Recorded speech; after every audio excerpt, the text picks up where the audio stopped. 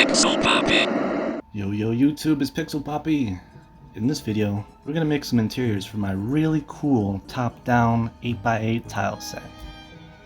What I'm planning on doing is creating sort of like a no transition scene. I want the interior to be the interior of anything in the house. I don't want you to cut into another scene, you know what I'm saying? So, I'm gonna use what I have. I'm gonna cut the roof off where I imagine the floor is.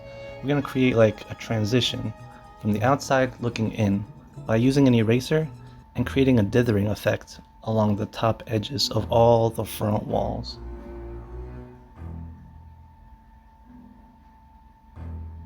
I think this dithering effect is looking pretty good.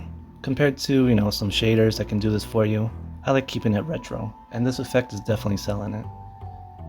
It's creating sort of like a half transparency effect. I don't even know how to say it, but it's looking so good.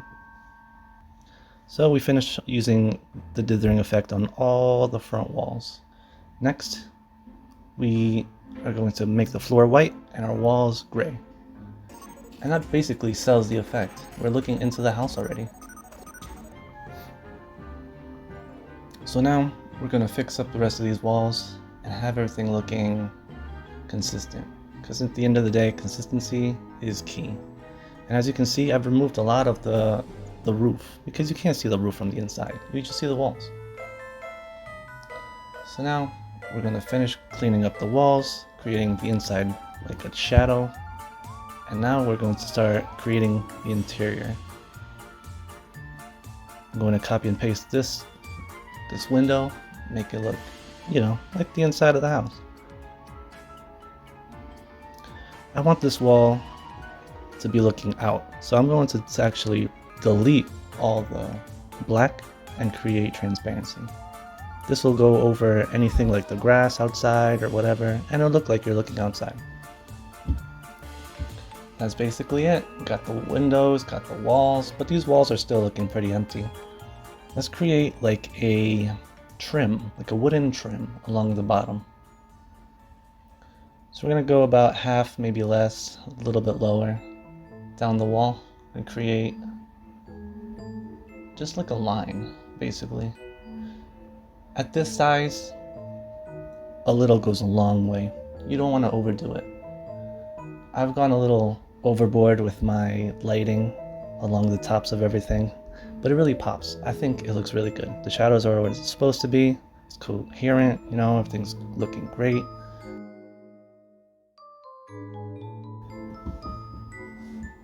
So now we're going to cut into the walls a little bit and create these kind of indents into the wall.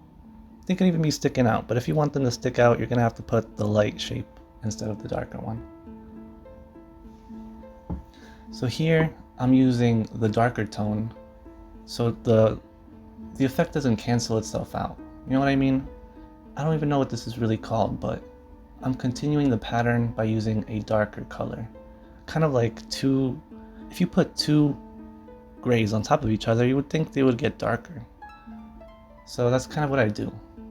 I continue the effect by adding dark where two grays would overlap, sort of. It's hard to explain. I don't even know what this is called. But as you can see, the effect holds up and boom, we got a nicer wall. Now, this wall needs a light source. We're gonna make kind of like a torch, I guess. Not even a torch, more like just kind of like an indent sticking out of the wall with a flame inside.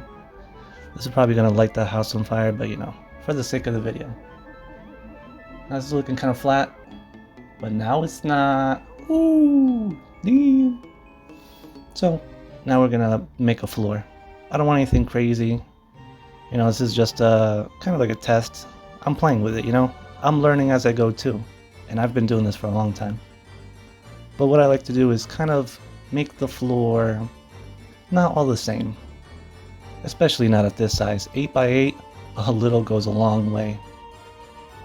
So I'm going to make another variant of the floor and kind of separate these around too. Kind of want to scatter them around evenly. But randomly, not to create another pattern, you know what I'm saying? Just to maybe break it up a little bit. That's looking good. Next, we'll make like a little counter. Maybe this is a store. Bring it up a little bit, get the character, walking behind it. And since this is like a convenience store, we can't have sharp edges. Customers, so they could kill themselves on a corner. Next, we'll make a potted plant. Not too big. Maybe that's looking good.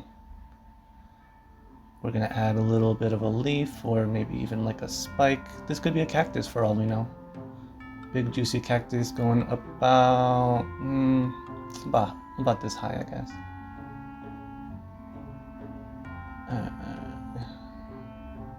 That looks good.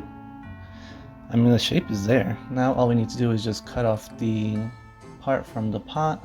There you go, we got a cactus.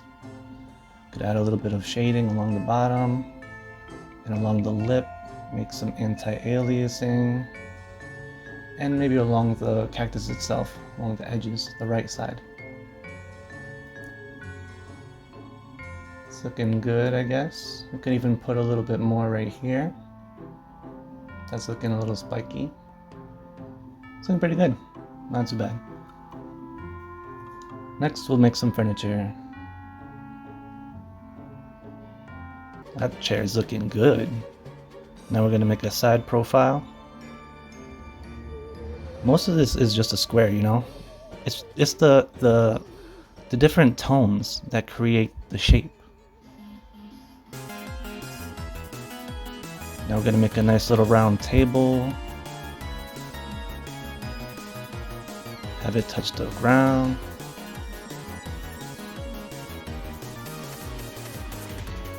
Take this gray for the legs, because that's the side, Light is everything for our eyes. Get rid of these little dark spots.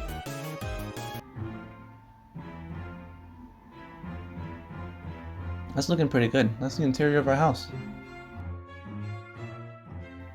And I mean, for our first try, not bad.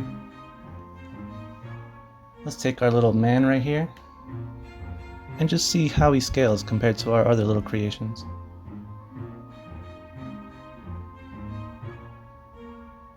Copy him.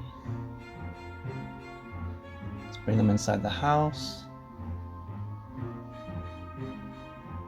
Paste. And on this game, you're on a grid. So, I mean, the chairs look really good. You look good in front of the table.